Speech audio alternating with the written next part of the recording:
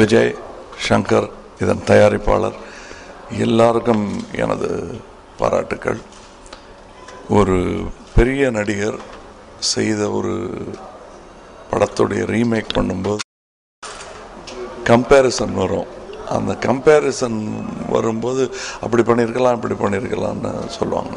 ஆனால் இந்த பாத்திரத்தை தனதாக்கி கொண்டு நான் கொஞ்சம் பகுதிகள் தான் பார்த்தேன் அந்த 3 Idiotsங்கிற படம். இது இவருடையதாக பாத்திரத்தை மாற்றிக்கொண்டது எனக்கு ரொம்ப பிடித்திருந்தது. இது இருவரின் முயற்சி, சங்கர் அவர்களின் முயற்சியும் விஜய் அவர்களுடைய முயற்சியும். இந்த முயற்சிக்கு நல்ல களம் அமைத்து கொடுத்த தயாரிப்பாளருக்கு என் வாழ்த்துக்கள்.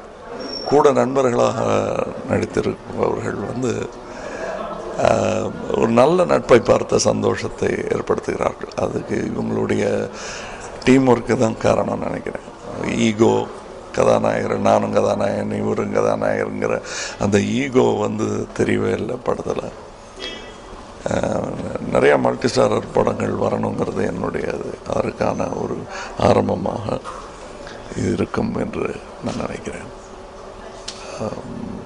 மக்களும் இதற்கு தர வேண்டிய ஆதரவை தருவார்கள் என்று நான் நம்புகிறேன்.